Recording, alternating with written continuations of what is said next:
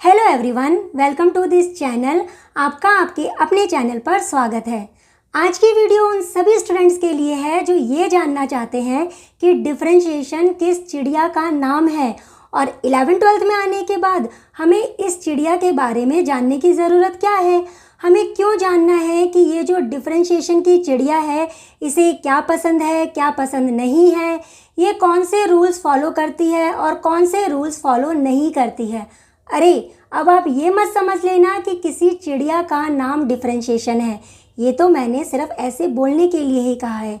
मेरे कहने का मतलब है कि आज की वीडियो 11th-12th के उन सभी स्टूडेंट्स के लिए है जिनके माइंड में ऐसे क्वेश्चंस आते हैं, जो ये जानना चाहते हैं डिफरेंशिएशन क्या है, हम डिफरेंशिएशन क्यों करते हैं, इस डिफरेंशिएशन का हमारे डेली लाइफ में क्या यूज़ है और मैथ्स में हम डिफरेंशिएशन के क्वेश्चंस को कैसे सॉल्व करते हैं।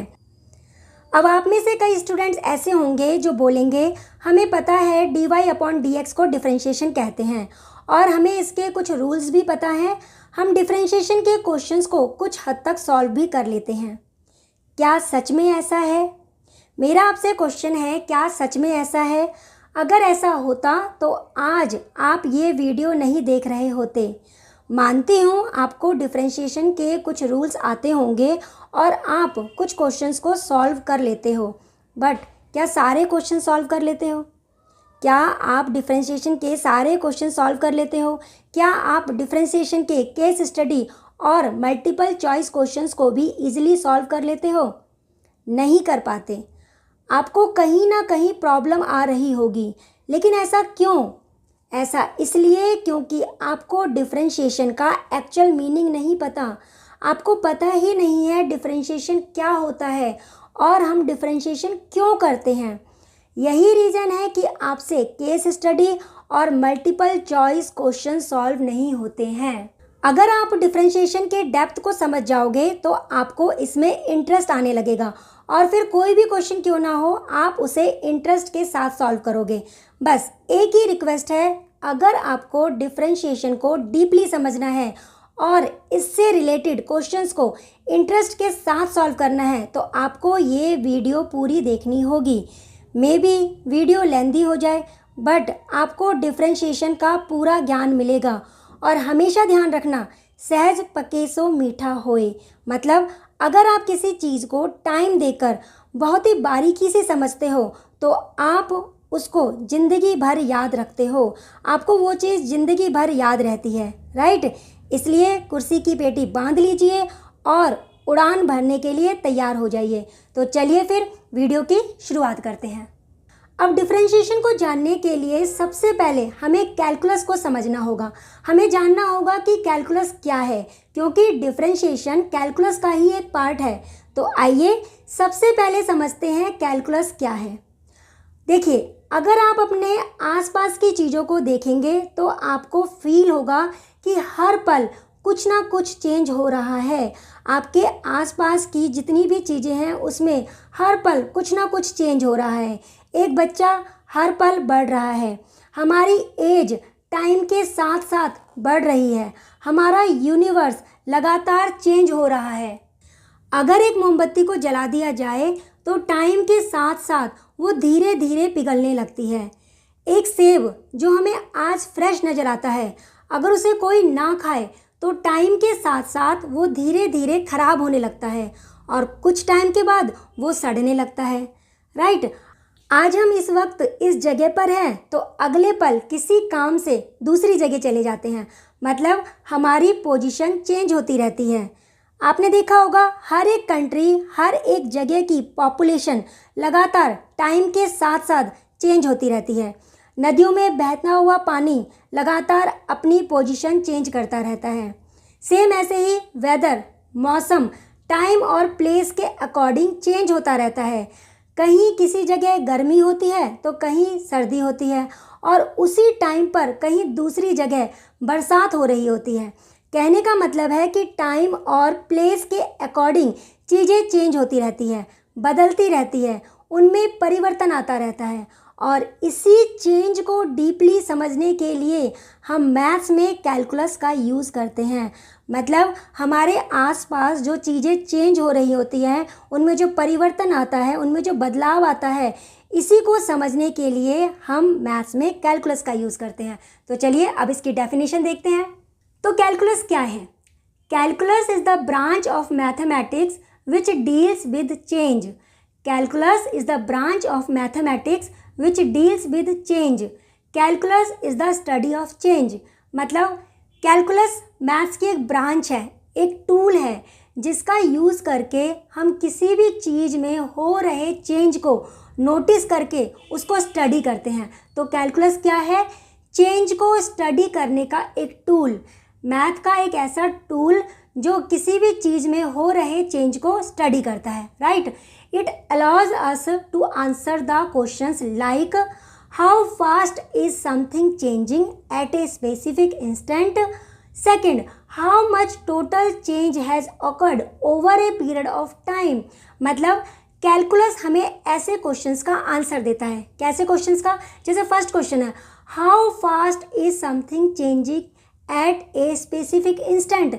मतलब एक किसी पर्टिकुलर टाइम पर, किसी मोमेंट में, किसी क्षण, किसी पल में कोई चीज़ कितनी स्पीडली, कितनी फास्ट चेंज हो रही है, ये हमें कैलकुलस बताता है, राइट। किसी भी चीज़ में, किसी एक पल में, किसी भी एक क्षण में, किसी भी एक मोमेंट में कितना तेज़ी से चेंज हो रहा है, ये जानने में कैलकुलस हमारी हेल्प करता है। और second, how much total change has occurred over a period of time. मतलब किसी पीरियड ऑफ टाइम में, किसी पीरियड ऑफ टाइम में किसी चीज़ में टोटल कितना चेंज हुआ है, किसी पीरियड ऑफ टाइम में किसी चीज़ में टोटल चेंजेस कितने आए हैं, ये जानने में कैलकुलस हमारी हेल्प करता है। और इन दोनों का आंसर कैलकुलस में इसके दो पार्ट्स देते हैं, और ये दोनों पार्ट्स कौन से हैं, आइए जानते हैं। तो देखिए, हमें ये समझ आ गया है कि कैलकुलस जो है ये मैथ्स की एक ब्रांच है, या कह लीजिए एक ऐसा टूल है जो किसी भी चीज़ में होने वाले चेंज को स्टडी करता है, राइट। अब ये हमें दो टाइप के क्वेश्चंस का आंसर देता है। First, how fast is something changing at a specific instant. मतलब किसी पर्टिकुलर टाइम पर या फिर किसी क्षण में, किसी मोमेंट में किसी चीज़ में कितनी तेज़ी से चेंज हो रहा है, कितनी तेज़ी से चेंज हो रहा है, कैलकुलस हमें ये बताता है। और ये हमें कैलकुलस का फर्स्ट पार्ट डिफरेंशियल कैलकुलस बताता है, राइट। डिफरेंशियल कैलकुलस बताता है। कहने का मतलब कैलकुलस के दो पार्ट्स हैं, कैलकुलस के दो पार्ट्स हैं, एक है डिफरेंशियल कैलकुलस और एक है इंटीग्रल कैलकुलस। डिफरेंशियल कैलकुलस हमें किस चीज़ में हेल्प करता है? अगर हमें ये जानना हो कि किसी चीज़ में कितनी तेज़ी से चेंज हो रहा है, किसी चीज़ में कितनी तेज़ी से चेंज हो रहा है, तो ये जानने में हमारा डिफरेंशियल कैलकुलस हेल्प करता है। और डिफरेंशियल कैलकुलस मतलब डिफरेंशिएशन, जिसको आप dy/dx से जानते हो, राइट। अच्छा, अब सेकंड क्वेश्चन की बात करते हैं। सेकंड क्वेश्चन क्या था? How fast total change has occurred over a period of time. मतलब किसी टाइम पीरियड में किसी चीज़ में टोटल कितना चेंज हुआ है, किसी चीज़ में किसी टाइम पीरियड में टोटल कितना चेंज हुआ है, इसे जानने में कैलकुलस का ये पार्ट इंटीग्रल कैलकुलस हमारी हेल्प करता है, जिसको हम इंटीग्रेशन के नाम से जानते हैं, राइट। तो डिफरेंशियल कैलकुलस क्या है, किस चीज़ में हेल्प करता है?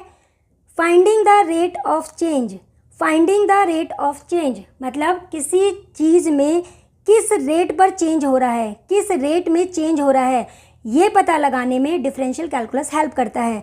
तो देखिए, कॉन्टिन्यूस चेंज का पता लगाने के लिए हम डिफरेंशियल कैलकुलस का यूज़ करते हैं। मतलब कोई भी चीज़ अगर वो लगातार चेंज हो रही है, कॉन्टिन्यूसली उसमें चेंज आ रहा है, तो उस चेंज को स्टडी करने के लिए, उस चेंज का पता लगाने के लिए हम डिफरेंशियल कैलकुलस का यूज़ करते हैं, राइट। और इंटीग्रल कैलकुलस क्या है? Finding the total accumulation. Finding the total accumulation मतलब किसी चीज़ में किसी टाइम इंटरवल में टोटल कितना चेंज हुआ है, किसी चीज़ में किसी टाइम इंटरवल में उसमें टोटल कितना चेंज आया है, इस चीज़ का पता लगाने में इंटीग्रल कैलकुलस हमारी हेल्प करता है। Finding the total accumulation means total change का पता लगाने के लिए हम इंटीग्रल कैलकुलस का यूज़ करते हैं, राइट। आई होप आपको ये बात समझ में आ गई होगी। तो कैलकुलस क्या है? मैथ्स का एक ऐसा टूल जो चेंजेस को स्टडी करता है, और चेंजेस को स्टडी करने के लिए कैलकुलस के दो पार्ट्स हैं, एक है डिफरेंशियल कैलकुलस और एक है इंटीग्रल कैलकुलस।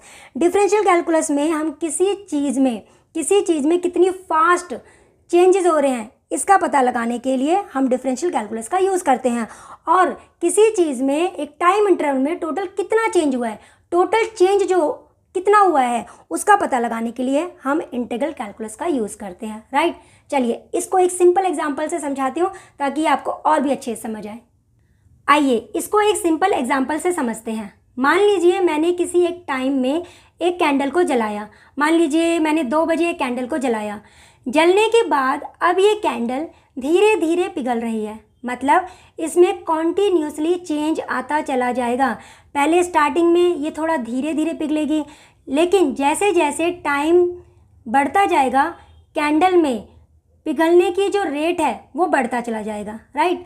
अगर हमें ये पता करना हो कि ये कैंडल किस स्पीड से पिघल रही है, अगर हमें ये पता करना हो कि ये कैंडल किस स्पीड से पिघल रही है, मीन्स जैसे जैसे टाइम बीत रहा है तो टाइम के रिस्पेक्ट में ये किस तेज़ी से पिघल रही है, मतलब किस रेट से इसमें चेंज आ रहा है, तो ये रेट ऑफ चेंज निकालने के लिए हम डिफरेंशियल कैलकुलस का यूज़ करते हैं, राइट।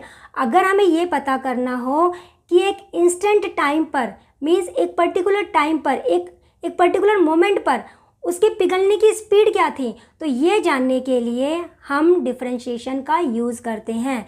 आई होप आपको रेट ऑफ चेंज का मीनिंग पता हो। रेट ऑफ चेंज क्या होता है? मान लीजिए कि किसी वेरिएबल में या किसी क्वांटिटी में हमें किसी दूसरी क्वांटिटी के रिस्पेक्ट में चेंज का पता करना हो। अगर हमें किसी एक क्वांटिटी में किसी दूसरी क्वांटिटी के रिस्पेक्ट में होने वाले चेंज का पता करना हो तो इसको हम कहते हैं रेट ऑफ चेंज। हमेशा ध्यान रखना, हमें रेट ऑफ चेंज को निकालने के लिए हमेशा 2 क्वांटिटी की ज़रूरत होती है। रेट ऑफ चेंज निकालने के लिए हमेशा हमें 2 क्वांटिटीज़ की ज़रूरत होगी, क्योंकि एक में किसी दूसरे के रिस्पेक्ट में कितना चेंज हो रहा है, इसी को हम रेट ऑफ चेंज कहते हैं, राइट। इसी को हम रेट ऑफ चेंज कहते हैं। आई होप आपको रेट ऑफ चेंज समझ में आ गया होगा। तो डिफरेंशिएशन क्या है?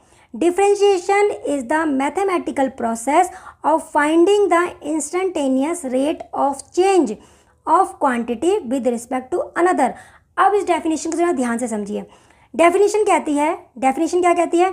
It is a mathematical process of finding the instantaneous rate of change. Rate of change तो आपको समझ आ गया होगा, एक क्वांटिटी में किसी दूसरी क्वांटिटी के रिस्पेक्ट में होने वाले चेंज को हम रेट ऑफ चेंज कहते हैं, राइट। अब यहाँ पे जो वर्ड है इंस्टेंटेनियस रेट, इंस्टेंटेनियस का मतलब क्या है? नाम से ही पता चल रहा है, इंस्टेंट मतलब एक पर्टिकुलर टाइम में, एक मोमेंट में, एक पल में, एक क्षण में उसमें कितना चेंज आया है किसी एक पर्टिकुलर टाइम में, राइट। जैसे मान लीजिए, जैसे मैंने कैंडल को 2 बजे जलाया, राइट। अगर मुझे ये जानना हो कि 2:01 पर, इस मोमेंट पर, इस क्षण पर, राइट, जैसे मैंने कैंडल को 2 बजे जलाया और अगर मुझे ये जानना हो कि 2:01 पर ये किस स्पीड से पिघल रही थी या फिर 2:15 पर ये किस स्पीड से पिघल रही थी, तो ये जानने के लिए हम डिफरेंशिएशन का यूज़ करते हैं। तो ये जो पर्टिकुलर टाइम मतलब पर्टिकुलर मोमेंट पर हम जो पिघलने की स्पीड निकाल रहे हैं ना, राइट, किसी एक पर्टिकुलर टाइम पर, एक इंस्टेंट में, एक क्षण में, एक मोमेंट में हम जो ये पिघलने की स्पीड निकाल रहे हैं, राइट, जो रेट निकाल रहे हैं, इसी को ही हम इंस्टेंटेनियस रेट ऑफ चेंज कहते हैं, राइट। तो यहाँ पर डेफिनेशन क्या है? Differentiation is a mathematical process of finding the instantaneous. अब इंस्टेंटेनियस का मीनिंग समझ आ गया होगा, राइट। किसी इंस्टेंट टाइम में उसमें जो चेंज हो रहा है, राइट, तो उसी को हम इंस्टेंटेनियस रेट ऑफ चेंज कहते हैं। तो differentiation is a mathematical process of finding the instantaneous rate of change of a quantity with respect to another. तो यहाँ पर एक क्वांटिटी दूसरे क्वांटिटी के रिस्पेक्ट में चेंज हो रही है। अब यहाँ पर एक क्वांटिटी क्या है? कैंडल। हम कैंडल की बात कर रहे हैं, कैंडल में चेंज आ रहा है, राइट। और दूसरी अनदर क्वांटिटी का मतलब क्या है यहाँ पर? टाइम जिसके रिस्पेक्ट में कैंडल चेंज हो रही है, कैंडल में बदलाव आ रहा है, जैसे जैसे टाइम बीत रहा है कैंडल पिघलती चली जा रही है, राइट। तो यहाँ पर कैंडल एक क्वांटिटी है जिसमें दूसरे अनदर क्वांटिटी मतलब टाइम के रिस्पेक्ट में चेंज आ रहा है, राइट। और अगर हमें इस चेंज को स्टडी करना है, इस चेंज के बारे में पता करना है, तो यहाँ पर हम डिफरेंशिएशन का यूज़ करते हैं। तो यहाँ पर कैंडल के रेट ऑफ चेंज को जानने के लिए हम डिफरेंशिएशन का यूज़ करेंगे। आई होप आपको ये बात समझ में आ गई होगी। यहाँ पर कैंडल में जो चेंज हो रहा है वो किस स्पीड से पिघल रही है, किस स्पीड से पिघल रही है, उसका रेट ऑफ चेंज को जानने के लिए हम डिफरेंशिएशन का यूज़ करेंगे। रेट ऑफ चेंज क्या होता है मैंने अभी आपको बताया, एक क्वांटिटी में दूसरी क्वांटिटी के रिस्पेक्ट में जो चेंज होता है उसी को हम रेट ऑफ चेंज कहते हैं, राइट। यहाँ पर एक क्वांटिटी कौन है, कैंडल, और उसमें जो चेंज हो रहा है वो किसके रिस्पेक्ट में हो रहा है, अनदर क्वांटिटी कौन सी है, टाइम, राइट। तो अब आपको डिफरेंशिएशन का मीनिंग समझ आ गया होगा। अब बात करते हैं इंटीग्रल कैलकुलस की। तो इंटीग्रल कैलकुलस क्या है, चलिए कैंडल का ही एग्जांपल लेते हैं, राइट। अगर मुझे ये पता लगाना हो कि लास्ट 10 मिनट्स में कैंडल टोटल कितनी पिघल गई, लास्ट, ये देखिए टाइम इंटरवल है, देखिए 10 मिनट्स, मैंने एक टाइम इंटरवल लिया है, राइट। मैंने एक टाइम इंटरवल लिया है 10 मिनट्स, और 10 मिनट्स में कैंडल टोटल कितनी पिघल गई, मतलब उसमें टोटल कितना चेंज आया है। इस चेंज को पता करने के लिए इंटीग्रल कैलकुलस का यूज़ किया जाता है, राइट। आई होप अब आपको समझ में आ गया होगा कि डिफरेंशियल कैलकुलस क्या होता है और इंटीग्रल कैलकुलस क्या होता है। सबसे पहले फिर से बात करते हैं, कैलकुलस क्या है। कैलकुलस मैथ्स में एक ऐसा टूल है जो हमारे आसपास हो रहे चेंजेस को स्टडी करता है, राइट। और इस चेंज को स्टडी करने के लिए हमारे पास कैलकुलस के दो पार्ट्स हैं, डिफरेंशियल कैलकुलस और इंटीग्रल कैलकुलस, राइट।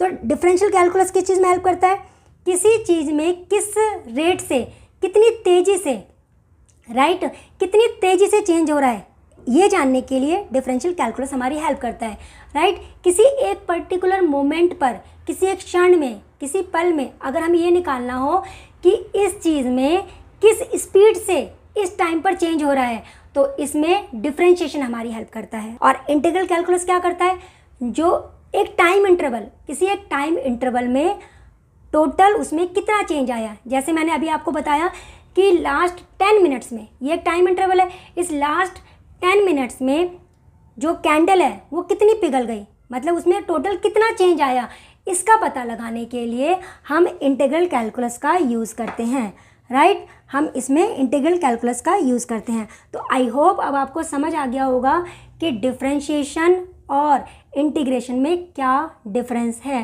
राइट। चलिए एक सिंपल एग्जांपल और ले लेते हैं जिससे आपको ये बिल्कुल क्लियर हो जाएगा कि डिफरेंशिएशन और इंटीग्रेशन में क्या फ़र्क है। देखिए मान लीजिए कि आप दिल्ली से मनाली जा रहे हैं, राइट।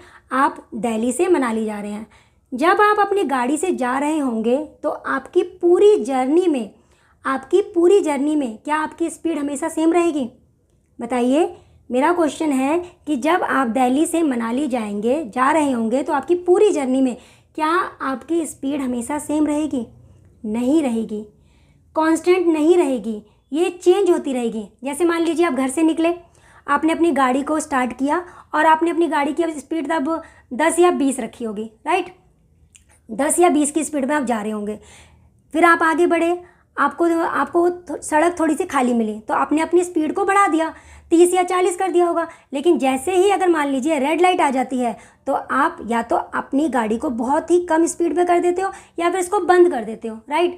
और उसके बाद जैसे ही हाईवे आता है तो आप अपनी स्पीड को 60, 70, 80, इवन 100 भी कर देते हो, राइट। तो इस पूरी जर्नी में आपने नोटिस किया आपकी स्पीड कहीं पर भी सेम नहीं रही है, कभी 10, कभी 20, कभी 30, कभी 40, कभी 100, राइट। आई होप आपको समझ में आ गया होगा। तो अगर हमें मान लीजिए इस पूरी जर्नी में अगर हमें किसी एक पल में, किसी एक क्षण में हमें गाड़ी की स्पीड निकालनी हो, फिर से सुनिए मैंने क्या बोला, इस पूरी जर्नी में अगर हमें किसी एक इंस्टेंट, किसी एक पल में अगर हमें स्पीड निकालनी हो तो उस इंस्टेंटेनियस स्पीड को निकालने का काम करेगा डिफरेंशिएशन, राइट। और दिल्ली से मनाली तक दिल्ली से मनाली तक ये जो आपकी स्पीड थी, इस जैसे कहीं कहीं पर 10 थी, कहीं 20, कहीं पर 30 या कहीं पर 100, ये जो आपकी स्पीड थी इसको सम करके ये जो चेंज आया आपकी स्पीड में, इन सारे चेंजेस का टोटल करके, राइट, टोटल करके टोटल चेंज क्या आया ये हमें बताएगा इंटीग्रेशन, ये बताएगा हमें इंटीग्रेशन। तो देखिए सिंपल लैंग्वेज में कहा जाए तो डिफरेंशिएशन क्या है? डिफरेंशिएशन का मतलब होता है तोड़ना, डिफरेंशिएशन का मतलब होता है तोड़ना, और इंटीग्रेशन का मतलब होता है जोड़ना, इंटीग्रेशन का मतलब होता है जोड़ना। फिर से सुनिए, अगर सिंपल लैंग्वेज में कहा जाए तो डिफरेंशिएशन का मतलब होता है तोड़ना और इंटीग्रेशन का मतलब होता है जोड़ना। कार का एग्जांपल ही ले लेते हैं। अगर हम कार की जो पूरी जर्नी है उसको तोड़कर किसी एक इंस्टेंट पर, किसी एक पॉइंट पर अगर हम स्पीड का पता लगाने की कोशिश करते हैं तो हम यहाँ पर डिफरेंशिएशन का यूज़ कर रहे हैं। तो हमने क्या किया, हमने पूरी जर्नी को ब्रेक किया, छोटे छोटे उसमें ब्रेक किया, और किसी एक पॉइंट पर हम स्पीड निकालने की बात कर रहे हैं, राइट। तो यहाँ पर तोड़ने का काम हुआ। और अगर हम पूरी स्पीड मतलब पूरी जर्नी में जो स्पीड आई है ना, जो चेंजेस आते गए हैं स्पीड में, जो बार बार चेंजेस आते गए हैं, इसका अगर हम टोटल कर दें, मतलब इसको जोड़ दें, तो ये जो जोड़ने का जो काम है ना, इसके लिए हम इंटीग्रेशन का यूज़ करते हैं, राइट। आई होप आपको समझ में आ गया होगा, राइट। किसी एक पॉइंट पर अगर हमें रेट ऑफ चेंज निकालना हो तो हम क्या करते हैं, डिफरेंशिएशन का यूज़ करते हैं। आई होप आपको समझ आ रही होगी बात। किसी एक इंस्टेंट पर, किसी एक पर्टिकुलर टाइम पर, किसी एक मोमेंट पर अगर हमें किसी चीज़ में हो रहे बदलाव का, चेंज का पता करना हो तो वहाँ पर हम डिफरेंशिएशन का यूज़ करते हैं, मतलब हम चीज़ों को उसमें तोड़ते हैं। और इंटीग्रेशन क्या है, टोटल चेंज, जो भी छोटे छोटे चेंजेस हुए हैं इन सब को हम जोड़ते हैं और टोटल कितना चेंज हुआ है इसका पता लगाने के लिए हम इंटीग्रेशन का यूज़ करते हैं, राइट। चलिए, इंटीग्रेशन को हम किसी और वीडियो में डिटेल में डिस्कस करेंगे। आज का हीरो तो डिफरेंशिएशन है, तो हमें उसी को अच्छे से समझना है। तो चलिए बात करते हैं फिर से डिफरेंशिएशन की। अब हमें ये तो समझ आ गया है कि डिफरेंशिएशन क्या है, right. Differentiation instantaneous rate of change निकालने का एक प्रोसेस है। Differentiation instantaneous rate of change निकालने का एक प्रोसेस है। अब माइंड में क्वेश्चन आता है, हमें इस इंस्टेंटेनियस रेट ऑफ चेंज को निकालने की ज़रूरत क्यों हुई? हम एवरेज रेट ऑफ चेंज निकाल कर भी तो काम कर सकते हैं, राइट।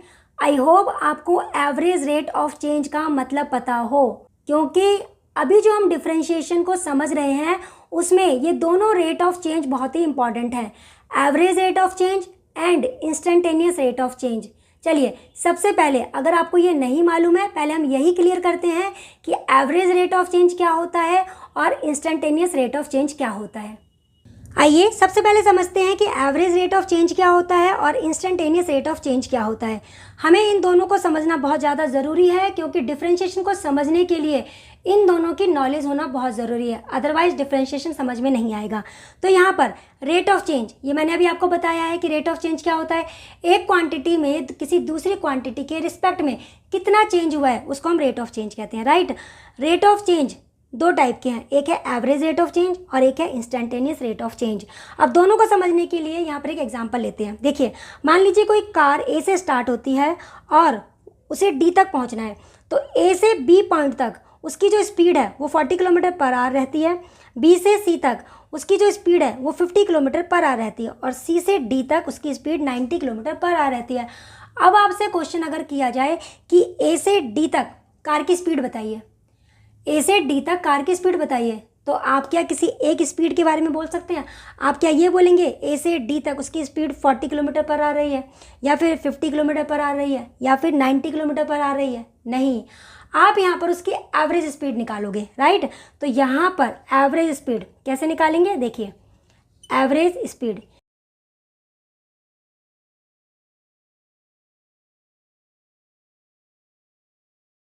यहाँ पर आ जाएगा 180 अपॉन में 3 डिवाइड क्या 60 kilometre per hour, 60 kilometre per hour. तो कार की ए से लेकर डी तक अगर एवरेज स्पीड की बात की जाए तो वो है 60 किलोमीटर पर आवर, राइट। तो आई होप आपको समझ में आ गया होगा कि एवरेज स्पीड क्या होती है, राइट। हमेशा आपको ये ध्यान रखना है कि किसी भी व्हीकल की, किसी भी गाड़ी की स्पीड हमेशा सेम नहीं रहती है, राइट, कभी भी सेम नहीं रहती है। हमेशा कुछ ना कुछ ऐसा होता है कि उसकी स्पीड या तो कम हो जाती है या फिर ज़्यादा हो जाती है, राइट। अब बात करते हैं इंस्टेंटेनियस रेट ऑफ चेंज की। तो यहाँ पर अगर मान लीजिए मुझसे कहा जाए कि इस पॉइंट पर गाड़ी की स्पीड क्या थी, मान लीजिए मैंने इसको P मान लिया।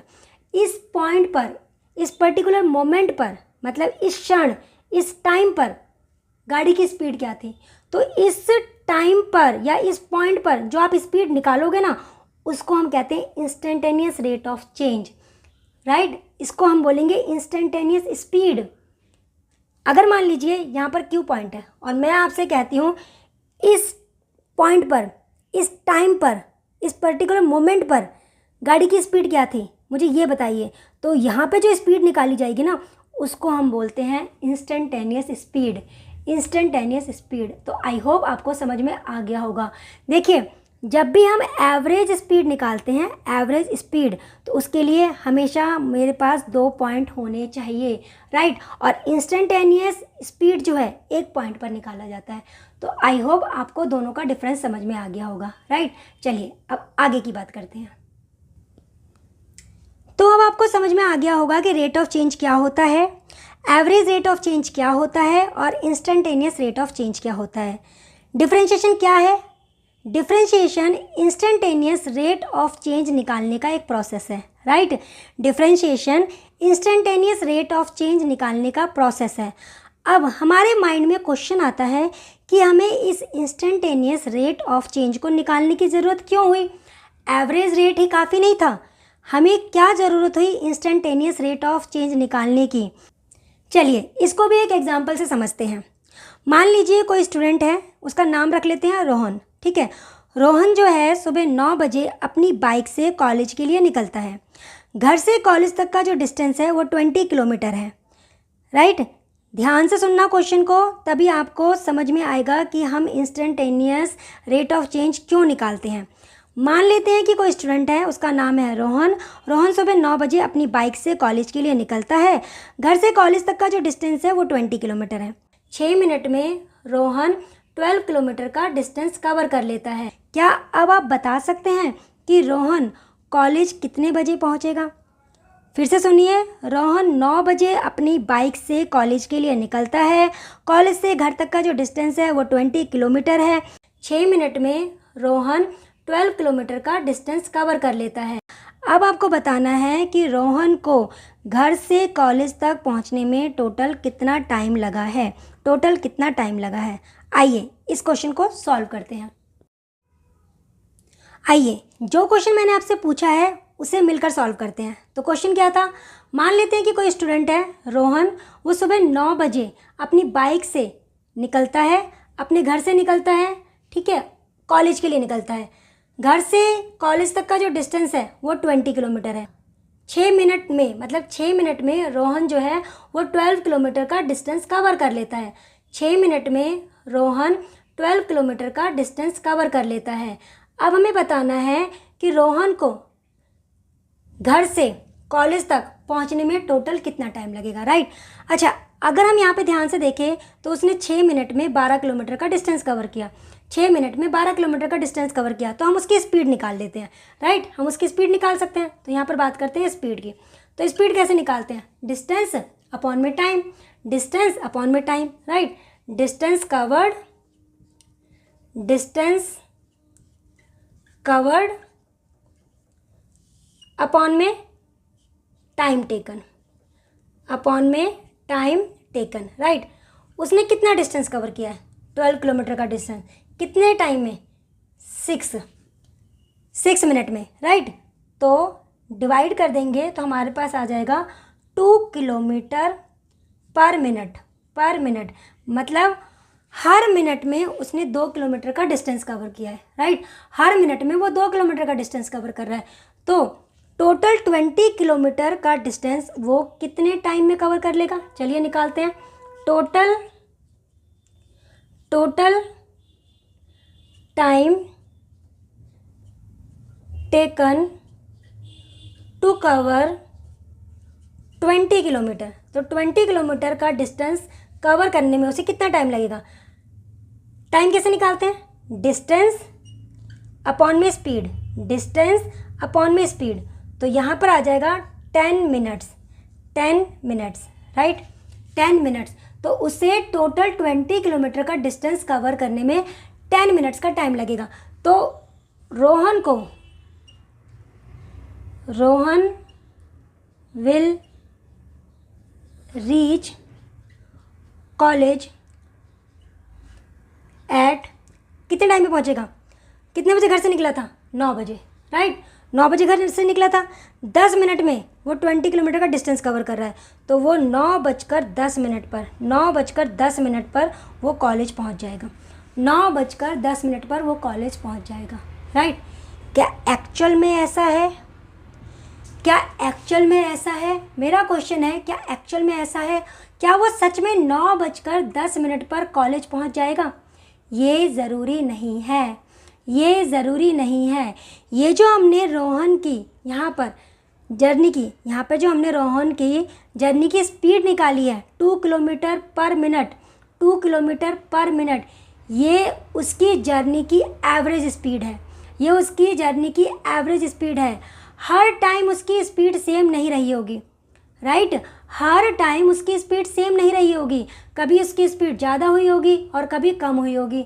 घर से जब वो निकला होगा उसने देखा होगा कि भीड़ है तो उसने अपनी स्पीड को कम रखा होगा, जहाँ उसे थोड़ी सी खाली सड़क मिली होगी उसने अपनी स्पीड को बढ़ा दिया होगा, और हो सकता है कि उसे बीच में रेड लाइट मिल गई हो तो उसने अपनी बाइक को रोका भी होगा, उसने अपनी बाइक को रोका भी होगा। मतलब इस जर्नी में रोहन की बाइक हर समय अपनी स्पीड को बदल रही थी, और इन सभी स्पीड, ये जो सारी स्पीड्स हैं, इन सभी स्पीड्स की एवरेज स्पीड है 2 किलोमीटर पर मिनट, 2 किलोमीटर पर मिनट। तो ये ज़रूरी नहीं है कि बाकी डिस्टेंस को भी वो 2 किलोमीटर पर आवर की स्पीड से ही कवर करेगा, राइट। मेरी बात समझ में आ रही है? हम यहाँ पे जो 2 किलोमीटर पर आवर जो स्पीड बोल रहे हैं, इतने डिस्टेंस को कवर करने में जो उसकी स्पीड थी, ये 2 किलोमीटर पर मिनट, ये इसकी एवरेज स्पीड थी, राइट।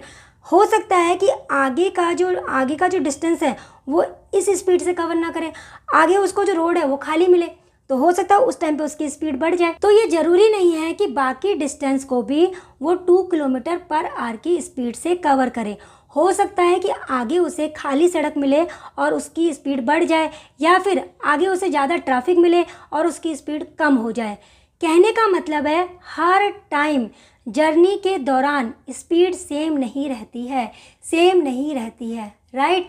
आई होप आपको ये बात समझ में आ गई होगी। चलिए अब एक और केस डिस्कस करते हैं। आइए अब एक और केस को डिस्कस करते हैं।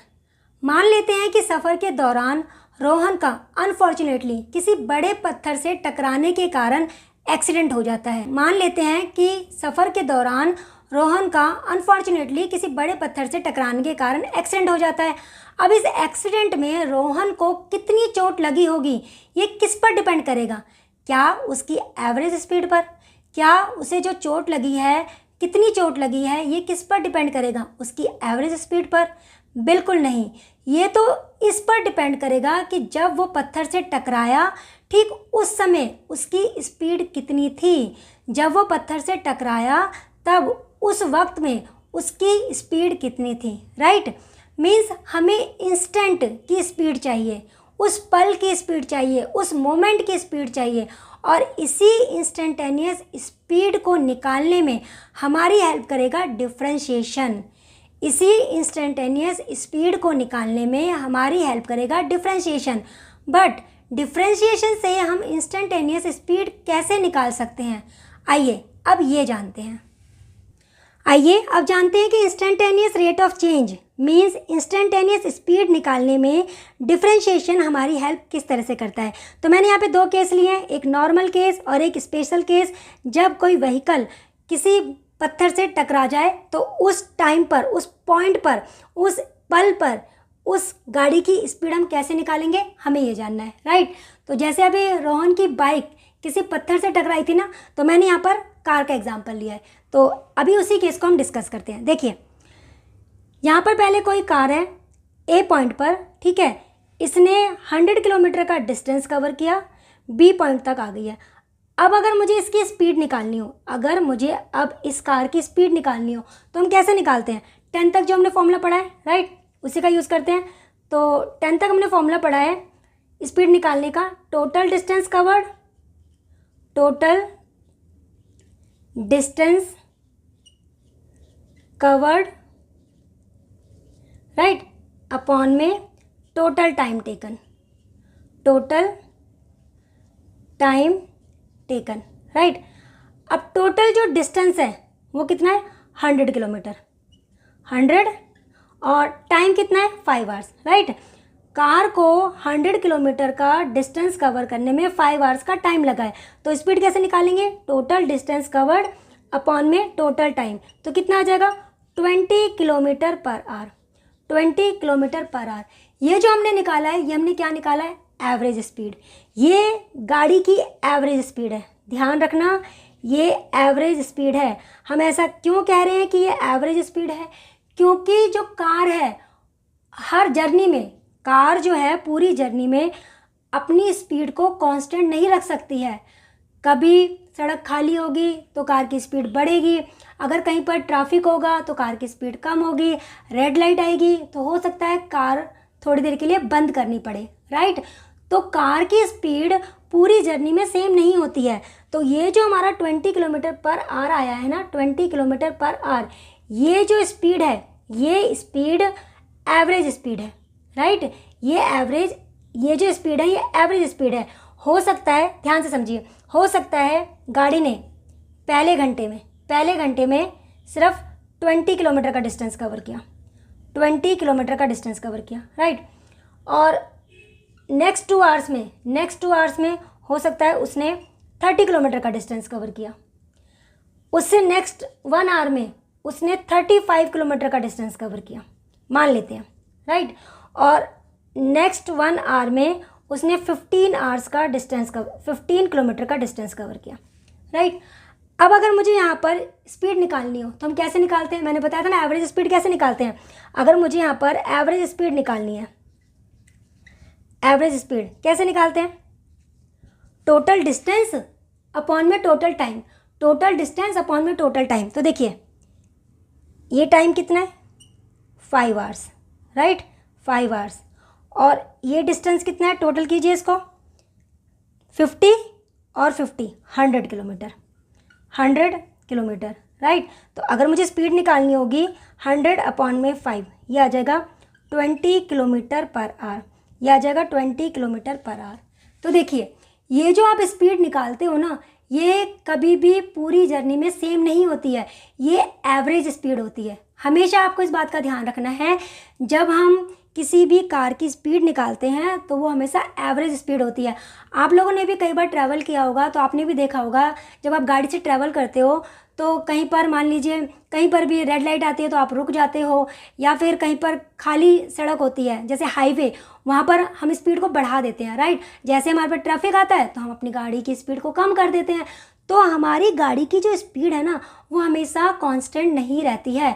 तो जो हम स्पीड निकालते हैं ना, जो हम स्पीड निकालते हैं वो हमेशा हम एवरेज स्पीड निकालते हैं। आपको ध्यान रखना है, वो हमेशा हम एवरेज स्पीड निकालते हैं, राइट। अब इम्पॉर्टेंट बात, ये जो हम फॉर्मूला पढ़ते आ रहे हैं ना 10 तक, हम 10 तक ये फॉर्मूला हमें ये पढ़ाया जाता है। एक्चुअल में फॉर्मूला ये नहीं होता है, एक्चुअल में फॉर्मूला ये नहीं होता है, फॉर्मूला कुछ और होता है। क्या फॉर्मूला होता है वो आपको जानना ज़रूरी है, क्योंकि अगर आपको वो फॉर्मूला समझ आ गया तो आपको डिफरेंशिएशन भी समझ आ जाएगा और इंस्टेंटेनियस रेट ऑफ चेंज निकालना भी समझ आ जाएगा। आपको मेरी बात समझ में आई है? 10 तक हम जो फॉर्मूला पढ़ते आ रहे हैं, एक्चुअल में फॉर्मूला ये नहीं होता, फॉर्मूला कुछ अलग फॉर्मूला है। क्या फॉर्मूला है आइए जानते हैं। देखिए यहाँ जो फॉर्मूला लिखा हुआ है 10 तक हमें यही फॉर्मूला पढ़ाया जाता है, राइट। हम इसी फॉर्मूले के अकॉर्डिंग क्वेश्चंस को सॉल्व करते हैं, लेकिन एक्चुअल में हमारा फॉर्मूला ये नहीं होता है, फॉर्मूला कुछ अलग है। और आपको वही फॉर्मूला समझना है अगर आपको डिफरेंशिएशन समझना है और इंस्टेंटेनियस रेट ऑफ चेंज को समझना है। तो देखिए एक्चुअल फॉर्मूला क्या है, ध्यान से समझिए। देखिए एक्चुअल फॉर्मूला जो होता है वो होता है स्पीड निकालने का, change in distance change in distance upon में change in time, change in distance upon में चेंज इन टाइम, ये होता है हमारा फॉर्मूला। एक्चुअल फॉर्मूला ये होता है। तो देखिए, मान लेते हैं कि स्टार्टिंग में जब कार स्टार्टिंग में है तो यहाँ पे जो डिस्टेंस है हम उसको x1 मान लेते हैं। डिस्टेंस क्या है? 0। डिस्टेंस क्या है? 0। और इस टाइम पर, क्योंकि हमने अभी जर्नी को स्टार्ट तो किया नहीं है, तो टाइम भी हमारा 0 है, राइट। अच्छा, यहाँ तक पहुँचने में टोटल कितना डिस्टेंस कवर किया हमने? 100 किलोमीटर का डिस्टेंस कवर किया। 100 किलोमीटर का डिस्टेंस कवर किया, इसको हमने x2 मान लिया, राइट। इसको हमने x2 मान लिया। अच्छा, और टाइम जो है टोटल कितना टाइम लगा है? टाइम 5 आवर्स का टाइम लगा है, 5 आवर्स का टाइम लगा है, राइट। तो अब फॉर्मूले के according change in distance, distance में क्या चेंज आया है? देखिए, चेंज कैसे निकालेंगे? x2 माइनस में x1। यहाँ पर x1 है, यहाँ पर x2 है, यहाँ पर x1 है, राइट। चेंज मतलब इस डिस्टेंस को निकालने की कोशिश कर रहे हैं हम, राइट। तो x2 माइनस में x1 ये चेंज हुआ है। और टाइम में क्या चेंज हुआ है? t2 माइनस में t1, राइट। यहाँ तक का डिस्टेंस 100 है, यहाँ पे डिस्टेंस 0 है। तो अगर मुझे ये डिस्टेंस निकालना हो, कैसे निकालेंगे? x2 माइनस में x1। और टाइम का चेंज कैसे निकालेंगे? t2, यहाँ पर पहुँचने में 5 आवर्स का टाइम लगा है ना, t2 माइनस में t1। तो यहाँ पर क्या आ जाएगा? 100, x1 की वैल्यू कितनी है? 0, t2 की वैल्यू 5, t1 की वैल्यू 0। तो ये क्या आ जाएगा? 100 अपॉन में 5। सेम वही चीज़ आ जाएगी, सेम वही चीज़ आ जाएगी। तो एक्चुअल में हमें फॉर्मूला तो ये पढ़ाया जाता है, लेकिन फॉर्मूला ये होता है, फॉर्मूला ये होता है हमारा, राइट। लेकिन दोनों में फ़र्क कुछ नहीं है, ध्यान से देखा जाए तो फ़र्क कुछ नहीं है। इसको सॉल्व करके भी हमारा वही आंसर आएगा जो आंसर यहाँ पर है, लेकिन हमें इसका एक्चुअल फॉर्मूला समझना ज़रूरी है, क्योंकि यही फॉर्मूला है जो हमें समझाएगा कि डिफरेंशिएशन कैसे निकाला जाता है, डिफरेंशिएशन होता क्या है, इंस्टेंटेनियस रेट ऑफ चेंज हम कैसे निकालेंगे, राइट। तो यहाँ पर नोट करने वाली बात क्या है? अगर मुझे मान लीजिए कभी भी मुझे स्पीड निकालनी होती है तो उसके लिए 2 पॉइंट की ज़रूरत होती है, राइट। तो यहाँ पर नोट करने वाली बात क्या है? ध्यान से समझिए, यहाँ पर नोट करने वाली बात क्या है? देखिए, यहाँ लिखती हूँ मैं, यहाँ पे नोट करने वाली बात क्या है? देखिए, we need 2 points, we need 2 points to find speed. कभी भी अगर हमें स्पीड निकालनी होगी तो हमारे पास 2 पॉइंट होने चाहिए, तभी हम स्पीड निकाल सकते हैं। क्योंकि स्पीड क्या होती है? Distance, change in distance upon में चेंज इन टाइम। अब जब तक 2 पॉइंट नहीं होंगे तो उनके बीच में चेंज क्या होगा, राइट। जैसे यहाँ 2 पॉइंट है, ये 2 पॉइंट है, तो हमने इनके बीच में कितना डिस्टेंस चेंज हुआ हम वो निकाल सकते हैं आराम से। और ऐसे हम टाइम का चेंज भी निकाल सकते हैं। तो इसका मतलब जब भी हमें स्पीड निकालनी होगी हमें 2 पॉइंट चाहिए होंगे, ये बहुत ही इम्पॉर्टेंट पॉइंट है, जो आपको ध्यान रखना है, राइट। बहुत इम्पॉर्टेंट पॉइंट कि स्पीड निकालने के लिए हमारे पास 2 पॉइंट्स होने चाहिए, राइट। स्पीड निकालने के लिए हमारे पास 2 पॉइंट्स होने चाहिए, राइट। तो ये हमने नॉर्मल केस को डिस्कस कर लिया। अब बात करते हैं स्पेशल केस की। अब गाड़ी, जो कार है वो इस पॉइंट पे जाके यहाँ पे टकराई है, राइट। जो कार है वो इस पॉइंट पर जाकर मान लेते हैं ये पॉइंट P है, इस पॉइंट पर जाकर जो कार है वो पत्थर से टकराई है। तो मुझे इस पॉइंट पर, मतलब इस यहाँ पर जो टाइम था, इस टाइम पर मुझे इस कार की स्पीड निकालनी है। तभी तो पता चलेगा कि जब कार पत्थर से टकराई है तो कार में बैठने वाले इंसान को कितनी चोट लगी है। एवरेज स्पीड पर डिपेंड नहीं करेगा कि गाड़ी के ड्राइवर को कितनी चोट लगी है। एवरेज स्पीड क्या होती है? टोटल स्पीड, यहाँ से लेके यहाँ तक की जो स्पीड रही है उसकी, है ना, वो उस स्पीड की बात हो रही है। लेकिन गाड़ी जब यहाँ पर इससे टकराई है, उस टाइम पर, उस पल, उस क्षण, उस मोमेंट गाड़ी की स्पीड क्या थी, इस पर डिपेंड करेगा कि कार के ड्राइवर को कितनी चोट लगी है। कार के ड्राइवर को कितनी चोट लगी है, राइट। चलिए अब इस पॉइंट की स्पीड निकालते हैं। चलिए तो फॉर्मूला क्या था स्पीड निकालने का, बात करते हैं स्पीड की, राइट। चलिए स्पीड निकालते हैं। तो क्या था फॉर्मूला, स्पीड निकालने का फॉर्मूला क्या था, change in distance, change in distance upon में change in time, change in distance upon में चेंज इन टाइम, राइट। चलिए अब यहाँ पर देखते हैं कितने डिस्टेंस चेंज हुआ है। अरे लेकिन यहाँ तो एक ही पॉइंट है, लेकिन यहाँ तो एक ही पॉइंट है। चेंज इन डिस्टेंस निकालने के लिए 2 पॉइंट तो होनी चाहिए ना, जैसे यहाँ पे 2 पॉइंट है, जैसे यहाँ पे 2 पॉइंट है, ऐसे 2 पॉइंट होने चाहिए। जब 2 पॉइंट होंगे तभी तो हम इनके बीच का डिफरेंस निकालेंगे, डिस्टेंस निकालेंगे, लेकिन यहाँ तो एक ही पॉइंट है। तो इसका मतलब चेंज इन डिस्टेंस कितना हुआ, 0, कुछ भी डिस्टेंस चेंज नहीं हुआ। चलिए चेंज इन टाइम निकालते हैं। अब मैं यहाँ पर एक पर्टिकुलर टाइम पर, एक इंस्टेंट पर मैं ये गाड़ी जो टकराई है वो उसकी स्पीड निकालना चाहती हूँ। तो यहाँ पर टाइम का भी कोई डिफरेंस नहीं होगा, चेंज नहीं होगा, राइट। यहाँ पर टाइम में भी कुछ चेंज नहीं हुआ, क्योंकि जैसे मान लीजिए 12 बजे गाड़ी स्टार्ट हुई, मान लीजिए 12 बजे गाड़ी स्टार्ट हुई और 12:30 पर, ये मान लेते हैं 12:30 पर कार जो है इससे टकरा गई, कार जो इससे टकरा गई है। तो 12:30 पर इस टाइम पर मुझे निकालना है।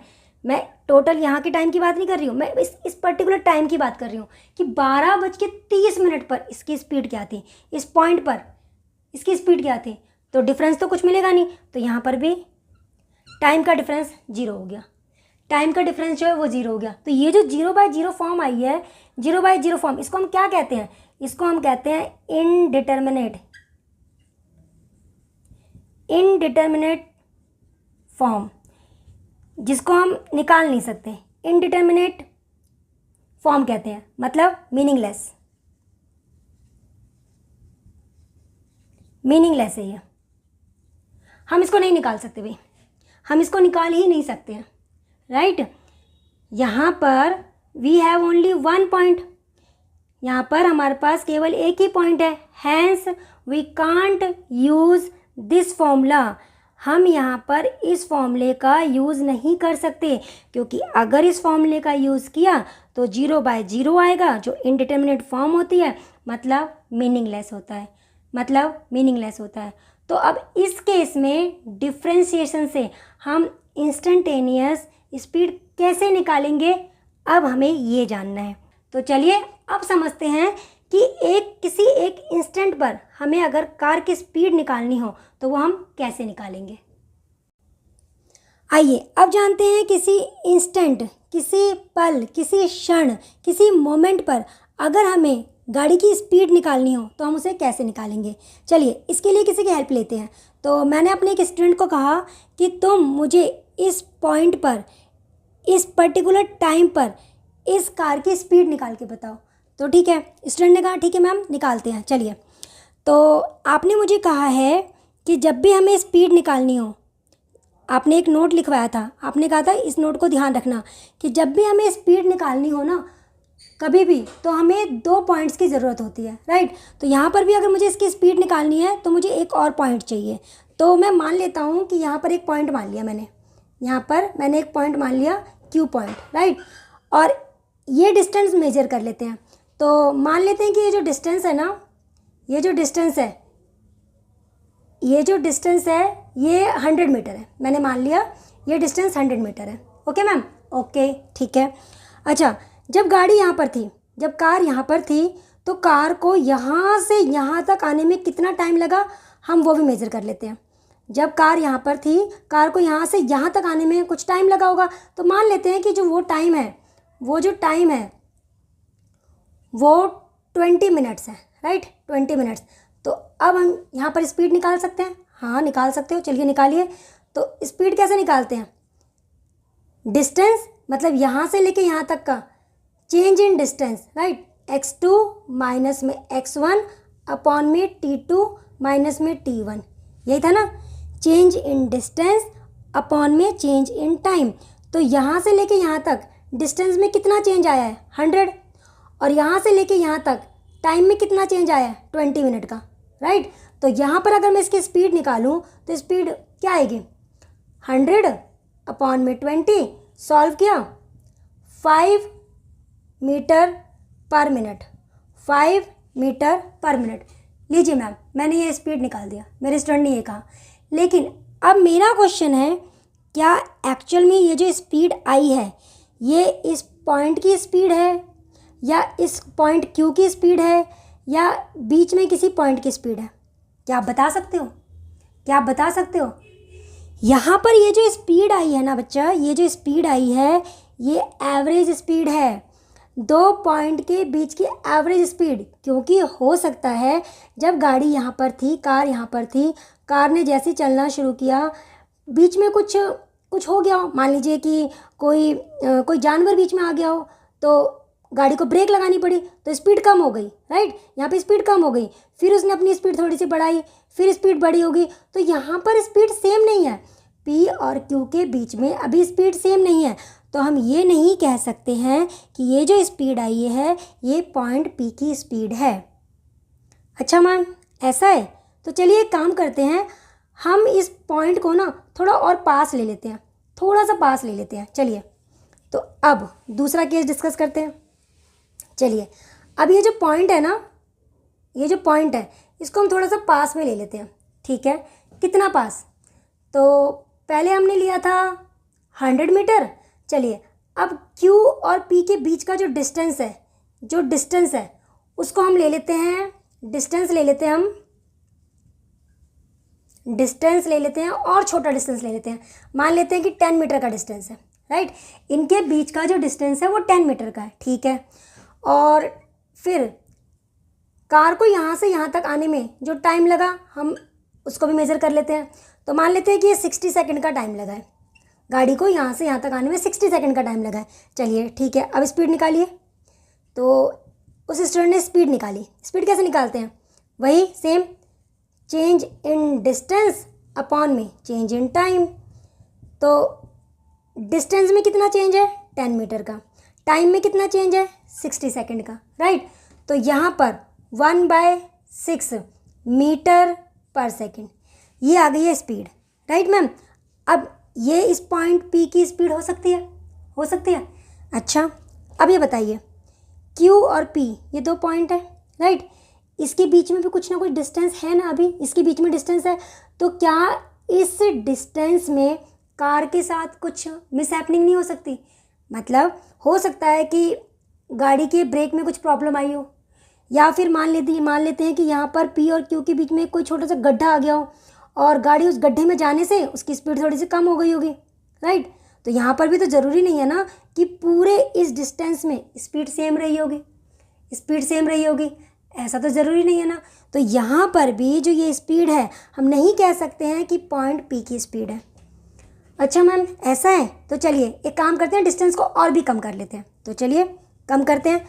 तो अब एक और केस डिस्कस करते हैं, ठीक है। चलिए फिर एक और केस डिस्कस करते हैं। मान लेते हैं इस बार डिस्टेंस और भी कम है, तो इस बार हम डिस्टेंस ले लेते हैं, P और Q के बीच का जो डिस्टेंस है वो हम मान लेते हैं 0.5 मीटर। देखिए कितना छोटा डिस्टेंस लिया मैंने मैम इस बार। हाँ, चलिए। और इस डिस्टेंस को कवर करने में कार को टाइम लगा है 0.2 सेकेंड। चलिए ठीक है, अब स्पीड निकालिए। ठीक है, निकालते हैं। तो स्पीड क्या आएगी? 0.5 अपॉन में 0.2, मतलब 5/2 मीटर पर सेकेंड। लीजिए मैम, मैंने निकाल दिया P पॉइंट का स्पीड। अच्छा, तो आप ये कहना चाह रहे हो इन दोनों के बीच का जो डिस्टेंस है वो 0.5 है और जो टाइम लगा है वो 0.2 सेकेंड लगा है, राइट। तो आपके अकॉर्डिंग P पॉइंट की स्पीड जो होगी वो ये होगी, राइट। P पॉइंट पर जो गाड़ी की स्पीड है वो ये होगी। क्या ये हो सकता है? आप श्योर हो? प्रॉपर पूरी तरह श्योर हो? देखिए यहाँ पर भी ज़रूरी नहीं है कि जो P है, P पॉइंट पर जो कार है उसकी स्पीड ये हो। लेकिन मैम ऐसा क्यों? आप उसके आसपास ज़रूर पहुँच गए हो। हम ये कह सकते हैं कि गाड़ी की स्पीड P पॉइंट पर भी इसी के आसपास ही होगी, लेकिन एक्यूरेसी नहीं है। क्यों नहीं है? देखिए टाइम, देखिए 0.2 सेकेंड, राइट। एक क्षण में ही, एक पल में ही दुनिया में कितना कुछ चेंज हो जाता है, कितना कुछ। तो इतने टाइम में गाड़ी में कुछ ना कुछ हो सकता है, चेंज हुआ हो, कहीं स्पार्क हुआ हो, कहीं कुछ ऐसा हुआ हो जिससे गाड़ी की स्पीड थोड़ी बहुत इधर उधर हुई हो सकती है, राइट। तो हम ये भी नहीं कह सकते कि इतने डिस्टेंस इंटरवल में, इतना जो डिस्टेंस का जो चेंज है और जो टाइम है, इसमें गाड़ी की स्पीड पी पॉइंट पे इतनी ही होगी, राइट। अच्छा मैम, चलिए काम करते हैं, और छोटा डिस्टेंस ले लेते हैं। चलिए ठीक है, लीजिए। तो हम और छोटा डिस्टेंस लेते हैं, ठीक है। हमने लिया 0.0000005। चलिए, मैंने देखिए इस बार कितना छोटा डिस्टेंस लिया मैम, राइट, ओके। अब मान लेते हैं कि इस डिस्टेंस को कवर करने में गाड़ी को इतने सेकंड का टाइम लग रहा है। लीजिए मैम, और छोटा टाइम ले लिया, ठीक है। अब स्पीड निकालिए। अब अगर मैं स्पीड निकालूंगी ये अपॉन में ये, तो पॉइंट हटा लेते हैं पहले, 1 2 3 4 5 6, तो 5 अपॉन में 1 2 3 4 5 6, राइट। अच्छा, अपॉन में ये वाली वैल्यू आएगी, तो अपॉन में सिर्फ हम 2 लिखते हैं, और 1 2 3 4 1 2 3 4, राइट। तो 4 0 से 4 0 को कैंसिल कर दिया, ऊपर आ गया 5, नीचे आ जाएगा 200, और इसको डिवाइड करने के बाद स्पीड आएगी 0.025 मीटर पर सेकेंड। लीजिए मैम, अब तो ये इस पॉइंट पर कार की स्पीड होगी, राइट। हो तो सकती है, लेकिन एक्यूरेसी नहीं है, अभी भी एक्यूरेसी नहीं है। मतलब हम नहीं कह सकते कि पी पॉइंट पर कार की स्पीड ये होगी। मैम, स्टूडेंट हो गया परेशान, मैम क्या आप बार बार कह रहे हैं कि एक्यूरेसी नहीं है, एक्यूरेसी नहीं है, कितना डिस्टेंस छोटा लूँ? अब तुम खुद सोचो, तुम खुद बताओ कि कितना डिस्टेंस तुम ले सकते हो, 2 पॉइंट के बीच में आप कितना छोटा डिस्टेंस ले सकते हो। मैम मुझे बताना ही नहीं है, मुझे बताना ही नहीं है कि डिस्टेंस कितना है, राइट। अब आपने सही बात बोली है। अब स्टूडेंट ने जो कहा है ना, वो बिल्कुल सही कहा है। यही है इंस्टेंटेनियस स्पीड निकालने का पॉइंट। मतलब मैम मुझे समझ नहीं आया, चलिए समझाती हूँ, देखिए ध्यान से। देखिए, जब भी आप 2 पॉइंट लोगे ना, जब भी आप 2 पॉइंट, चाहे वो आप कितने भी पास ले लीजिए, 2 पॉइंट, आप अगर उन 2 पॉइंट के बीच में स्पीड निकाल रहे हो, उन 2 पॉइंट के लिए स्पीड निकाल रहे हो, कोई कार है, उनके बीच में इतना डिस्टेंस है और आप इसके लिए स्पीड निकाल रहे हो, तो वो स्पीड कभी भी इंस्टेंटेनियस स्पीड नहीं होगी। उसको हमेशा एवरेज स्पीड कहा जाएगा, इस बात का आपको ध्यान रखना है, तो फिर कैसे निकालेंगे इंस्टेंटेनियस स्पीड? देखिए, आपको क्या करना है, पॉइंट पी जो है, देखिए अगर मैं इसको जूम करूं, अगर मैं जूम करती हूँ तो पॉइंट कुछ ऐसा होगा, ठीक है। ये कुछ पॉइंट है, ये मेरा पी पॉइंट है, और मुझे जो पॉइंट लेना है ना, जूम करने के बाद अब मुझे जो पॉइंट लेना है वो इतना पास लेना है कि आप उसकी वैल्यू ही ना बताओ किसी को। आप जो पॉइंट क्यू ले रहे हो, लोगे, वो ऐसा होना चाहिए कि उनके बीच में डिस्टेंस 0 भी ना हो। मतलब आप पी पॉइंट के ऊपर क्यू पॉइंट नहीं ले सकते, राइट। पी पॉइंट के ऊपर क्यू पॉइंट नहीं ले सकते। ऐसा क्यों नहीं कर सकते? क्योंकि इस केस में क्या होगा, दोनों के बीच में जो डिस्टेंस है वो भी 0 हो जाएगा, और जो टाइम का जो चेंज होगा वो भी 0 हो जाएगा। और मैंने ये केस अभी पहले ही डिस्कस किया है कि ये मीनिंगलेस होगा, राइट। तो हमें जो डिस्टेंस लेना है ना, हमें पी और क्यू के बीच में जो डिस्टेंस लेना है, वो डिस्टेंस इतना छोटा होना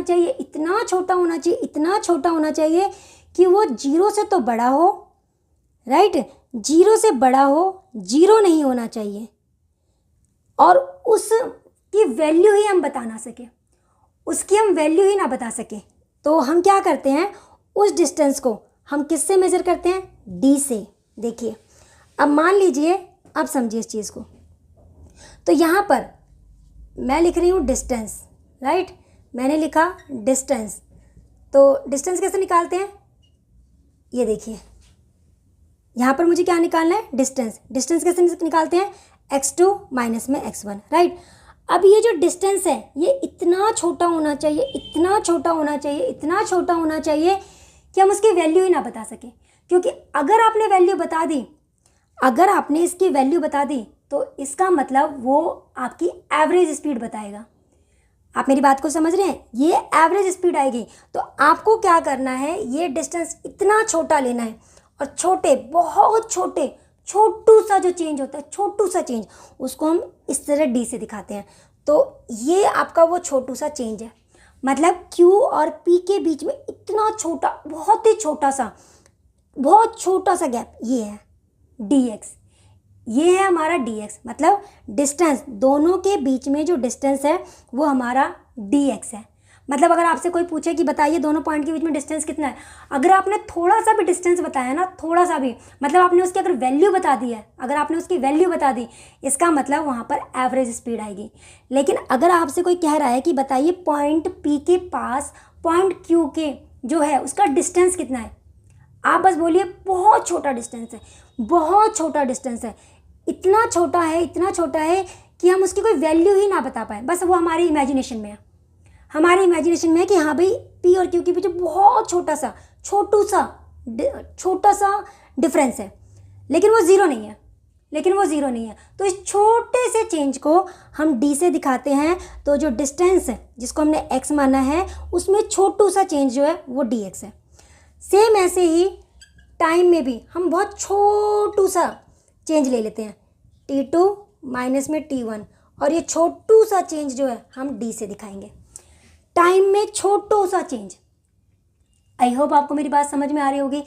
अगर आपने P पॉइंट के आसपास कहीं पर भी Q पॉइंट लिया तो उनके बीच में तो डिफरेंस है ना, उनके बीच में कुछ ना कुछ तो डिफरेंस है, और अगर डिफरेंस है तो मतलब वहाँ पर एवरेज स्पीड आएगी। लेकिन मुझे तो P और Q इस तरह से लेना है, P और Q इस तरह से कि वो जीरो भी ना हो, P पॉइंट के ऊपर Q पॉइंट नहीं आना चाहिए, मतलब डिस्टेंस, उनका जो डिस्टेंस है वो जीरो नहीं होना चाहिए। लेकिन हाँ इतना छोटा, इतना छोटा, इतने पास, इतने पास, इतने पास कि हम उसकी वैल्यू ना बता सकें। Q पॉइंट P के इतने पास होगा, इतना पास, इतना पास कि हम किसी को वैल्यू ही ना बता पाए। कोई हमसे पूछे P और Q के बीच में कितना चेंज है भाई, कितना डिफरेंस है, आप वैल्यू में नहीं बता सकते। वैल्यू बता दिया तो एवरेज स्पीड आएगी। हाँ अभी कहते थे बहुत छोटा चेंज है, कितना, dx, राइट, dx चेंज है। और टाइम में भी हमने बहुत छोटा चेंज लिया, बहुत छोटा, जो हमारी सिर्फ इमेजिनेशन में है, जिसकी हम वैल्यू नहीं बता सकते, और ये जीरो भी नहीं है, लेकिन हाँ जीरो से छोटा सा बड़ा है और P के बहुत पास है, तो वो हमारा dt हो गया, राइट। आई होप आपको ये समझ में आ गया होगा। अब अगर मुझे पॉइंट P पर इंस्टेंटेनियस स्पीड निकालनी हो तो कैसे निकालते हैं, चेंज इन डिस्टेंस अपॉन में चेंज इन टाइम, अपॉन में चेंज इन टाइम। तो क्या हो जाएगा, डिस्टेंस कितना है dx, और ये कितना है, ये हमारा dt, ये कितना है dt, और यही है हमारा डिफरेंशिएशन, यही है हमारा डिफरेंशिएशन। डिफरेंशिएशन क्या है, किसी एक वेरिएबल में बहुत छोटा सा चेंज किसी दूसरे वेरिएबल के छोटे से चेंज के कारण। डिफरेंशिएशन क्या है, किसी एक वेरिएबल में, किसी एक क्वांटिटी में, किसी दूसरी क्वांटिटी के रिस्पेक्ट में छोटा सा जो चेंज होता है उसी को हम डिफरेंशिएशन कहते हैं। और इसलिए dx अपॉन dt, और आप पढ़ते हो dy अपॉन dx, और आपको अभी तक ये पता था कि डिफरेंशिएशन क्या होता है, तो आप बोलते हो dy अपॉन dx, ये डिफरेंशिएशन है, ये डिफरेंशिएशन है। जबकि ये डिफरेंशिएशन नहीं है, ये तो डेरिवेटिव है, ये होता है डेरिवेटिव। किसी वैल्यू में, किसी क्वांटिटी में आप किसी दूसरी क्वांटिटी के अकॉर्डिंग, रिस्पेक्ट में जो आप चेंज निकालने का प्रोसेस करते हो ना, उसको हम कहते हैं डिफरेंशिएशन, उसको हम कहते हैं डिफरेंशिएशन। और डिफरेंशिएशन करने के बाद जो आंसर आता है वो होता है डेरिवेटिव, राइट, वो होता है डेरिवेटिव। आई होप आपको समझ में आ रहा होगा। अगर मान लीजिए x है, कोई फंक्शन है, राइट, अब मैं इसका डेरिवेटिव करने में जो प्रोसेस, जो मैं इसका जो डिफरेंशिएशन करूँगी, मतलब इसमें जो अप्लाई करूँगी, जो प्रोसेस लगाऊंगी उसको डिफरेंशिएशन कहेंगे, और इसका डिफरेंशिएशन करने के बाद जो आंसर आएगा, जैसे यहाँ पर आंसर 1 आया है, ये इसका डेरिवेटिव है, ये इसका डेरिवेटिव है, राइट। आई होप आपको ये बात समझ में आ गई होगी। तो dy/dx क्या है? छोटू सा चेंज इन y, छोटू सा change in y with respect to छोटू सा चेंज ऑफ x, राइट।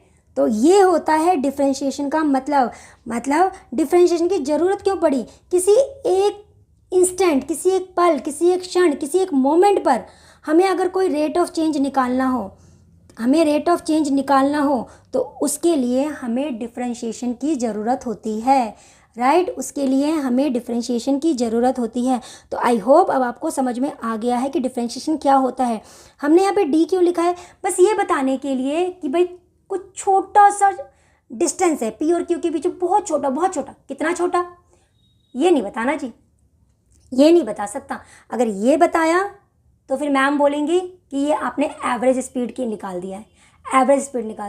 तो अगर किसी दो पॉइंट के बीच में, मतलब अगर मुझे किसी एक पॉइंट पर उसका रेट ऑफ चेंज निकालना है किसी भी चीज़ का, तो उसके लिए मुझे उनके बीच में मतलब एक ऐसा पॉइंट लेना है जिसमें जो डिस्टेंस जो होगा वो बहुत छोटा सा हो, बहुत छोटा, जिसकी हम वैल्यू ही नहीं बता सकते। हमारे इमेजिनेशन में है, बस हमारे माइंड में, हमारे इमेजिनेशन में है बहुत छोटा सा चेंज और छोटा सा टाइम इंटरवल, राइट।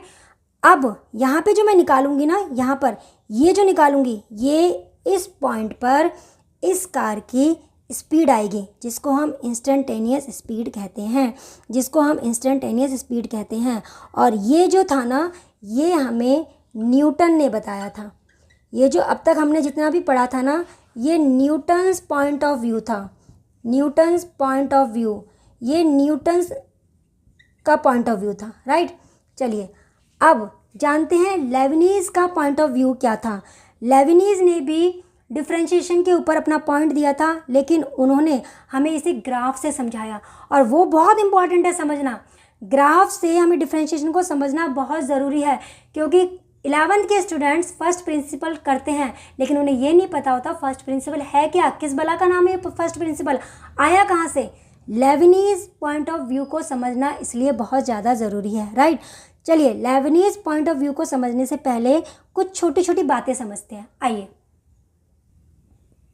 देखिए, अब अगर आपसे कोई पूछे dx क्या है, तो आप उसे आराम से बता सकते हो वेरी स्मॉल चेंज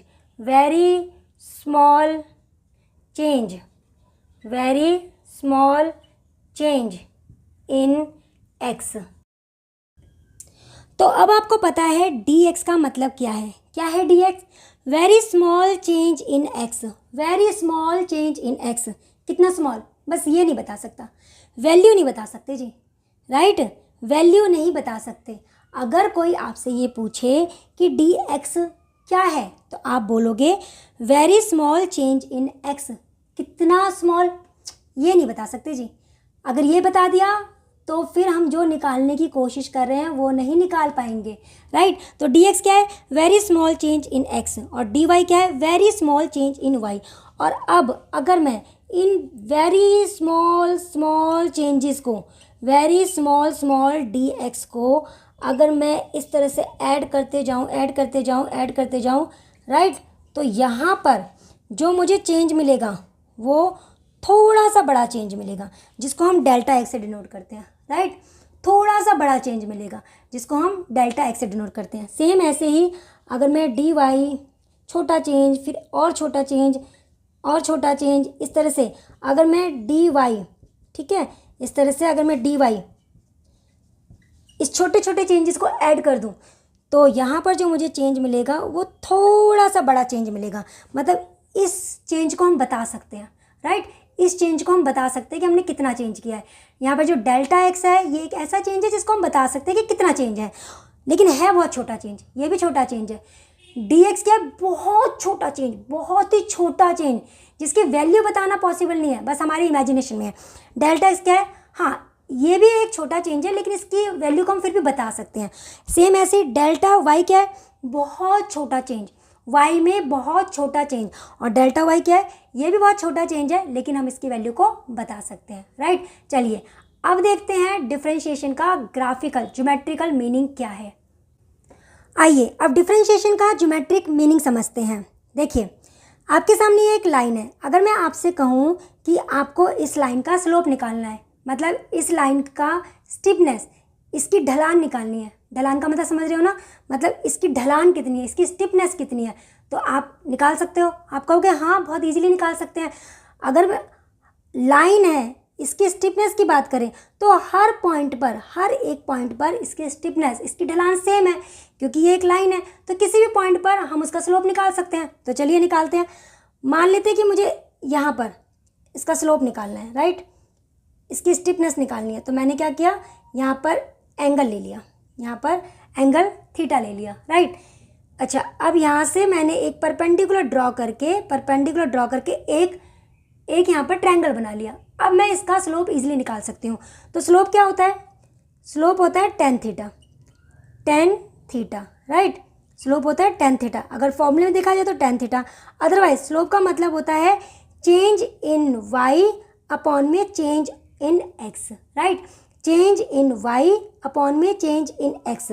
तो मान लेते हैं कि ये जो हमारा पॉइंट है इसको a मान लेते हैं और इस पॉइंट को b मान लेते हैं, राइट।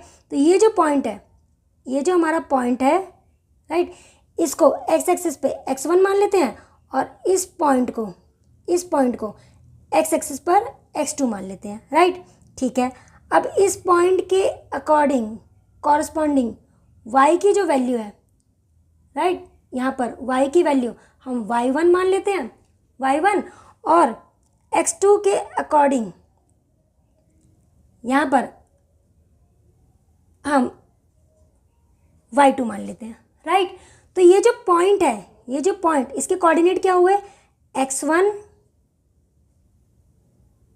y1, ये इसके कोऑर्डिनेट हो गए, राइट, ये इसके कोऑर्डिनेट हो गए। और b पॉइंट के कोऑर्डिनेट क्या होंगे, x2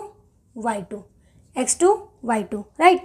अब मुझे क्या करना है, चेंज इन y निकालना है। चेंज इन y, यहाँ से लेकर यहाँ तक y में क्या चेंज आया, यहाँ से लेकर यहाँ तक अगर मैं बात करूँ, इसकी वैल्यू निकालनी है, ये चेंज बताना है।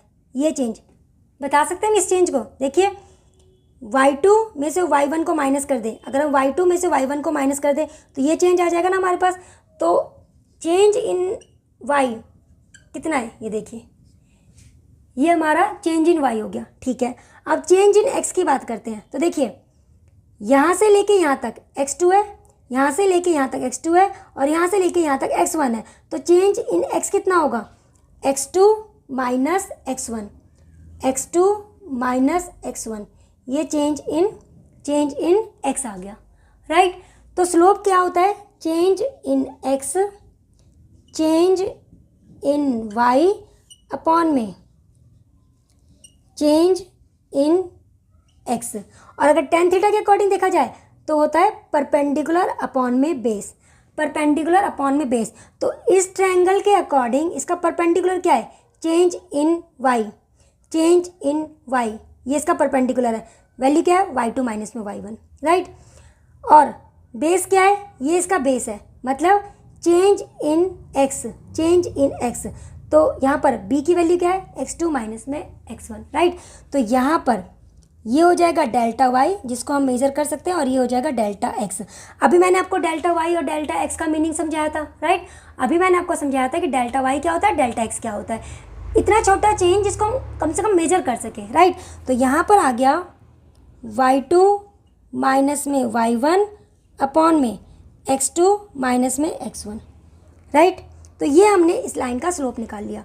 और सबसे इम्पॉर्टेंट बात जो आपको ध्यान रखनी है, लाइन जो होती है ना, लाइन, अगर मैं लाइन की बात करूँ, लाइन का स्लोप हर एक पॉइंट पे सेम होगा। लाइन का जो स्लोप होगा हर पॉइंट पर, क्योंकि किसी भी पॉइंट पे आप इसका एंगल निकालो, जैसे मान लीजिए मैंने इस पॉइंट की बात की, यहाँ भी थीटा होगा। अगर मैं इस पॉइंट की बात करूँ तो यहाँ भी ये थीटा होगा, और अगर मैं इस पॉइंट की बात करूँ यहाँ भी ये थीटा होगा। मतलब थीटा एंगल सब में सेम है, तो इसलिए tan थीटा जो होगा वो हमारा सेम आएगा। तो लाइन में जो स्लोप होता है, जो स्टिफनेस होती है, राइट, जो ढलान होती है, वो हर एक पॉइंट पर सेम होता है, राइट। लेकिन अब ये केस अगर चेंज हो जाए, लाइन की जगह अगर ये कर्व हो जाए, तो क्या वहाँ पर भी हम उसका स्लोप निकाल सकते हैं?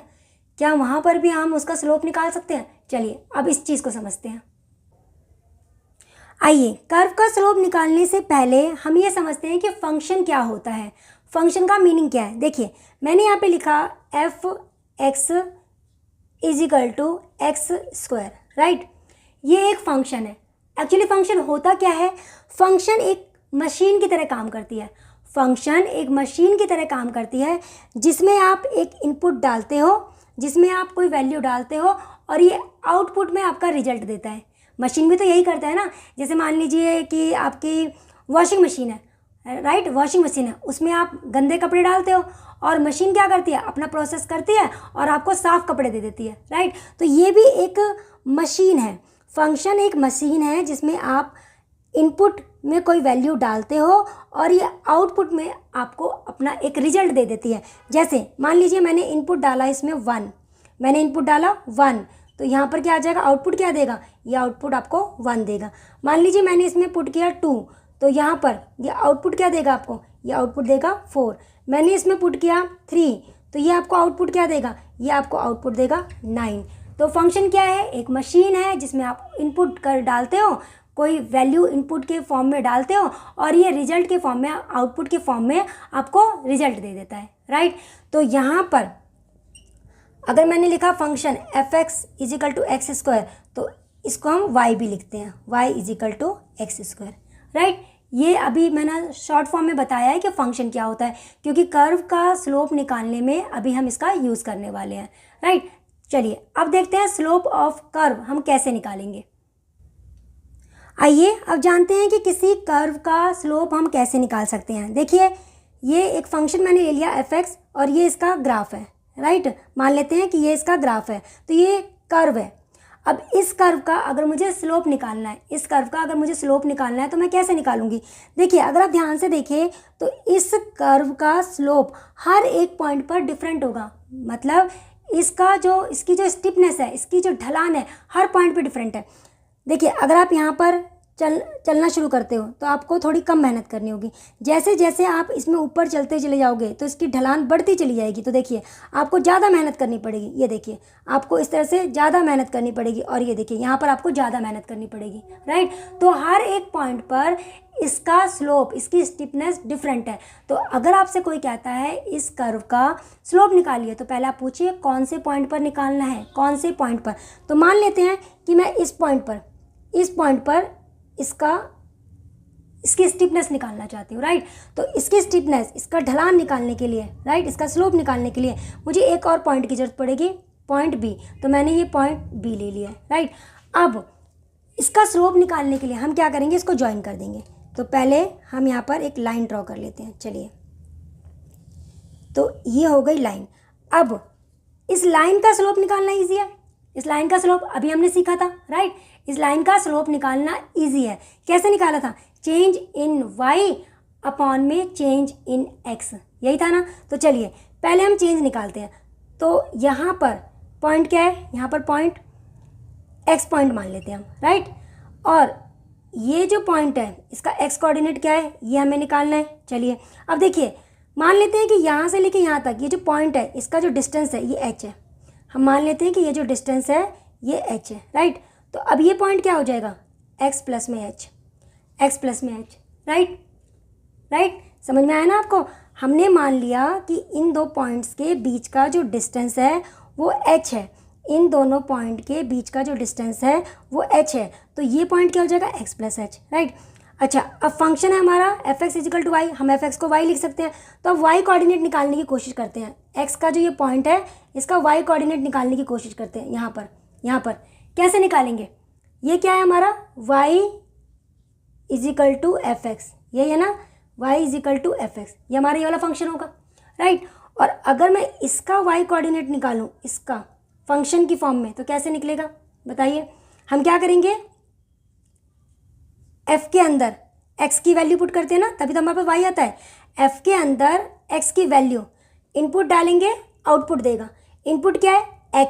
x क्या है हमारा? इनपुट। y क्या है? आउटपुट।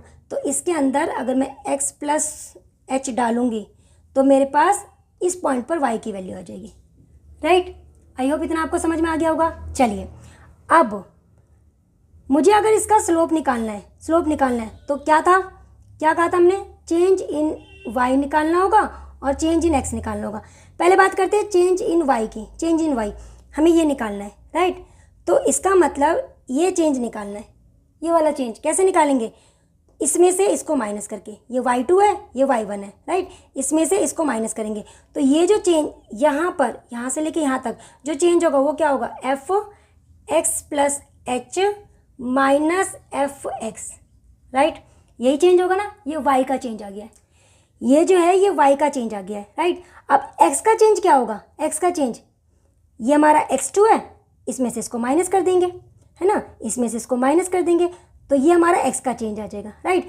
तो अब अगर मुझे स्लोप निकालना है, स्लोप ऑफ कॉर्ड मतलब सीकेंट, ये जो लाइन है ना ये कॉर्ड है या सीकेंट भी बोल सकते हैं, इसका हमें स्लोप निकालना है, राइट। इसका स्लोप निकालना है तो ये जो हम स्लोप निकाल रहे हैं, दो पॉइंट ले रखे हैं हमने, तो एक तरह से हम ये भी तो कह सकते हैं हम यहाँ पर एवरेज रेट ऑफ चेंज निकाल रहे हैं। हम ये भी तो कह सकते हैं हम यहाँ क्या निकाल रहे हैं, average rate of change. Slope of chord A B मतलब हम यहाँ पर एवरेज रेट ऑफ चेंज निकाल रहे हैं, right. Average rate of change निकालने के लिए हमेशा 2 पॉइंट की ज़रूरत होती है। एवरेज रेट ऑफ चेंज निकालने के लिए हमेशा 2 पॉइंट की ज़रूरत होती है, राइट। तो यहाँ पर अगर मुझे स्लोप निकालना है, राइट, तो हम इसको ऐसे भी लिख सकते हैं, अगर आप चाहो तो थीटा के फॉर्म में। यहाँ पर मान लीजिए थीटा है, यहाँ पर मान लेते हैं यहाँ पे थीटा है, राइट। मुझे ये निकालना है, ये थीटा निकालना है, तो कैसे निकलेगा, P अपॉन में B, ऐसे निकालते हो, राइट। या फिर ये कह लीजिए चेंज इन y अपॉन में चेंज इन x, राइट। तो ये इसको हम डेल्टा x से डिनोट करते हैं, सॉरी डेल्टा y से, बताया था ना, क्योंकि यहाँ तो हम चेंज थोड़ा सा मेजर तो कर ही सकते हैं। डेल्टा y अपॉन में delta x, delta y upon में डेल्टा x, राइट। चलिए तो यहाँ पर मेरे पास आ गया डेल्टा y अपॉन में डेल्टा y अपॉन में delta x। Change in y कितना है, ये है हमारा change in y, F x plus में h माइनस में एफ एक्स, राइट। और चेंज इन x कितना है, x प्लस एच में से, देखिए ना ये चेंज कैसे निकालोगे आप, ये जो इतना चेंज कैसे निकालोगे, इसमें से इस डिस्टेंस को माइनस कर दोगे तो ये आ जाएगा, और माइनस में x, राइट। तो आपके पास आ गया है यहाँ पर डेल्टा y अपॉन में डेल्टा x से x कैंसिल हो जाएगा, एफ एक्स प्लस में h माइनस में एफ एक्स और अपॉन में h, राइट, अपॉन में h। तो ये हमने यहाँ पर इस लाइन का स्लोप निकाल लिया, इस लाइन का। लेकिन हमें तो निकालना है कर्व का स्लोप, हमें निकालना है कर्व का स्लोप, और वो भी इस पॉइंट पर निकालना है। तो कैसे निकालें, आई होप पहले आपको ये सब चीज़ें समझ आ गई होंगी, फिर से समझ लीजिए। देखिए हम इस कॉर्ड का स्लोप निकाल रहे हैं, इसका स्लोप, राइट। ये एक ट्रायंगल बन गया ना, देखिए ये एक ट्रायंगल बन गया है, राइट। तो अब हमें स्लोप निकालने के लिए, इस लाइन का स्लोप निकालने के लिए क्या करना पड़ेगा, चेंज इन y अपॉन में change in x। Change in y कैसे होगा, देखिए ये जो पॉइंट है ये हमारा एफ एक्स प्लस एच, और ये क्या है एफ एक्स, राइट। तो इतना चेंज निकालने के लिए इसमें से इसको माइनस करना होगा, ये चेंज इन y आ गया। और चेंज इन x कैसे निकालेंगे, इसमें से इसको माइनस करेंगे। तो यहाँ से हमने इसका slope delta y upon delta x, change in y को हम डेल्टा y से दिखा सकते हैं ना, क्योंकि यहाँ का चेंज तो हम मेजर कर सकते हैं। और ये जो हम स्लोप ऑफ कोड ए बी निकाल रहे हैं, 2 पॉइंट इससे निकाल रहे हैं ना, तो ये एवरेज रेट ऑफ चेंज भी है, ये एवरेज रेट ऑफ चेंज भी है, राइट। तो डेल्टा y क्या हुआ, चेंज इन y, या फिर क्या लीजिए टेन थीटा p अपॉन में b। p क्या है, ये हमारा p जिसकी वैल्यू ये है, और b बेस कितना है, ये हमारा बेस है, x से x कैंसिल हो गया, यहाँ पर h आ गया, राइट। तो ये तो हमने निकाल लिया slope of chord A B, लेकिन मुझे तो कर्व का स्लोप निकालना है, राइट। तो कैसे निकालेंगे, किसी भी कर्व का स्लोप का मतलब क्या है, टेंजेंट का स्लोप निकालना। अब टेंजेंट क्या होता है आपको पता है, इसको हम सीकेंट बोलते हैं, राइट। किसी लाइन को अगर 2 पॉइंट पे कट किया जाए तो वो सीकेंट होता है। कर्व, अब टेंजेंट क्या होता है ये समझिए, ध्यान से समझना। देखिए ध्यान से समझिए। देखिए अब यही ग्राफ मैं ले रही हूँ, ठीक है, यही ग्राफ मैं ले रही हूँ और ये ऐसे है ना कर्व, ठीक है। अब यहाँ पर मेरा पॉइंट ए है, यहाँ पर मेरा पॉइंट ए है, राइट, ये मेरा पॉइंट ए है। अगर ये जो पॉइंट बी है, इस पॉइंट को मैं, इन दोनों के बीच में डिस्टेंस कितना है, इन दोनों के बीच में डिस्टेंस कितना है, एच, राइट, इन दोनों के बीच में डिस्टेंस एच है, राइट। अगर मैं इस डिस्टेंस को ख़त्म कर दूँ, मतलब ये जो बी पॉइंट है, अगर मैं इस पॉइंट को धीरे धीरे धीरे पहले यहाँ, फिर यहाँ, फिर यहाँ, फिर यहाँ, फिर यहाँ, ऐसे करते करते करते करते करते बिल्कुल इसके पास ले आऊँ, बिल्कुल कितने पास, मान लीजिए बी यहाँ पर आ गया, बिल्कुल यहाँ पर। तो अब ये जो लाइन थी ये क्या हो गई, देखिए ये लाइन पहले यहाँ पे थी, ये लाइन पहले यहाँ पे थी, जब ये पॉइंट यहाँ पर आया, पॉइंट यहाँ पर, तो लाइन कहाँ आ जाएगी, लाइन यहाँ आ जाएगी, राइट।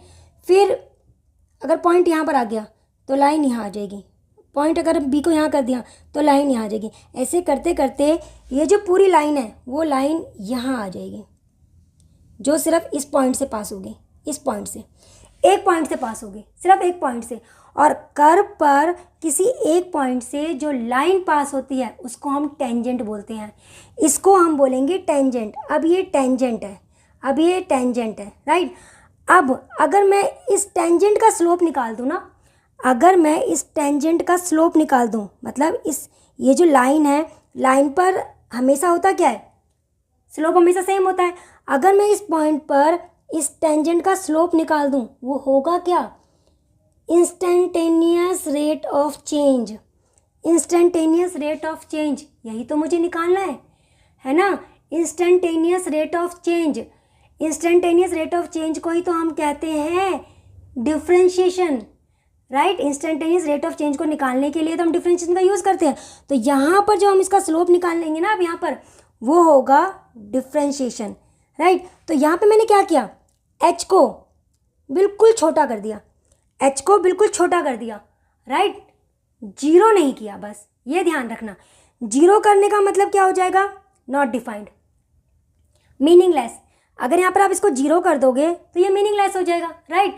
हाँ, हम ये कह सकते हैं हमने एच को जीरो नहीं किया, लेकिन हाँ जीरो के बहुत पास ले गए हैं, एच टेंस टू ज़ीरो। अब अगर आप लोगों ने लिमिट पढ़ी होगी तो आपको इसका मीनिंग पता होगा, h tends to zero, right.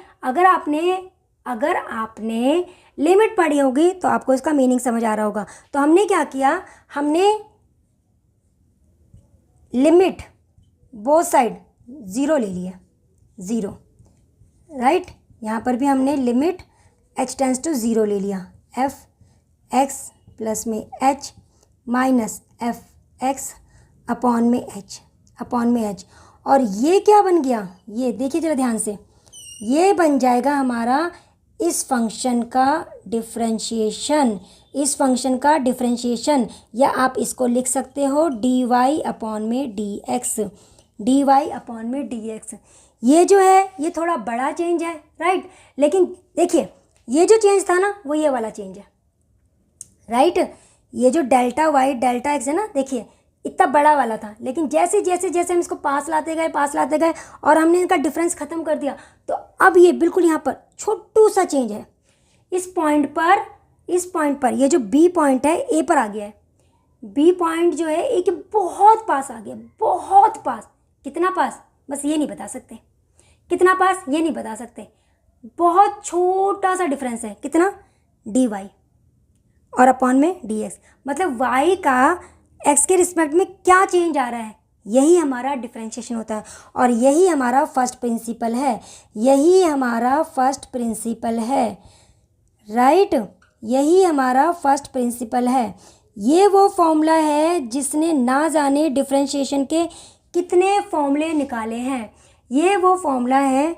फिर से मैं लिख रही हूँ, ध्यान से समझिए। अब मैं इसको इरेज कर देती हूँ। तो अब आपने देखा यहाँ पर क्या हुआ, जो बी पॉइंट है ना उसको मैंने बहुत पास ले जाते ए के इतने पास ले गई कि एच जो है ना वो बहुत छोटा हो गया, जीरो नहीं हुआ, बस जीरो नहीं हुआ। तो यहाँ से आपने देखा ये क्या बन गया, ये बन गया हमारा डी वाई अपॉन में d x, d y upon में d x, limit h tends to 0 f x plus में h माइनस में एफ एक्स अपॉन में h। ये है हमारा फर्स्ट प्रिंसिपल। फर्स्ट प्रिंसिपल ये एक ऐसा फॉर्मूला है जिसने डिफरेंशिएशन के ना जाने कितने फॉर्मूले बनाए हैं। आपने जो भी फॉर्मूले पढ़े हैं ना डिफरेंशिएशन के, वो सब इसी से ही बने हैं, इसी से ही बने हैं। तो ये हमारा फर्स्ट प्रिंसिपल का फॉर्मूला आ गया। आई होप आपको ये समझ में आ गया होगा कि फर्स्ट प्रिंसिपल का फॉर्मूला कैसे बना है। चलिए एक एग्जाम्पल लेकर इस फॉर्मूले से हम डेरिवेटिव निकालना सीखते हैं। मान लेते हैं हमारे पास है y is equal to x, right. इसको हम क्या लिखते हैं, इसको हम एफ एक्स भी लिखते हैं। आपको पता है ना, y को हम एफ एक्स भी लिखते हैं। तो यहाँ पर ये ले लिया मैंने। चलिए ठीक है, अब मुझे इस फॉर्मूले का यूज़ करना है। इस फॉर्मूले के अकॉर्डिंग मेरे पास क्या क्या होना चाहिए, एफ एक्स की वैल्यू होनी चाहिए, ये रही एफ एक्स की वैल्यू, और एफ एक्स प्लस एच की वैल्यू होनी चाहिए। वो तो हम निकाल सकते हैं ना। एफ के अंदर इस वैल्यू को डालना है, जहाँ एक्स है उसकी जगह एक्स प्लस एच डालना है, राइट। जहाँ एक्स है उसकी जगह एक्स प्लस एच लिखना है। तो यहाँ पर एक्स है, इसकी जगह ये लिख दिया है, और इस एक्स की जगह भी हमने एक्स प्लस एच लिख दिया, राइट। अब इन वैल्यूज़ को फॉर्मूले में डाल देना है। तो डी वाई अपॉन में d x is equal to limit h tends to 0। इसकी वैल्यू क्या है, यहाँ पर देखिए फॉर्मूले के अकॉर्डिंग इसकी वैल्यू क्या है, यहाँ पर है x प्लस में h, right, minus f x की वैल्यू क्या है x, अपॉन में क्या है h। चलिए लिख दिया। तो फॉर्मूले में वैल्यू डालने के बाद देखिए ये हमारा फॉर्मूला था, यहाँ पर x प्लस एच, एफ के अंदर x प्लस एच डालने के बाद वैल्यू क्या आई है x plus H, right, minus में एफ एक्स की वैल्यू क्या है x, तो वैल्यूज हमने पुट कर दिया, और अपॉन में यहाँ पे क्या है h, राइट। x से x जो है कैंसिल हो जाएगा, तो हमारे पास क्या आ जाएगा d y upon d x is equal to limit h tends to 0, ऊपर भी h और नीचे भी h। तो कैंसिल होने के बाद हमारे पास आ जाएगा यहाँ पर 1, राइट। अब क्योंकि यहाँ पर h है नहीं तो हमें इसकी लिमिट पुट करने की ज़रूरत नहीं है, तो हमारा आंसर आ जाएगा 1।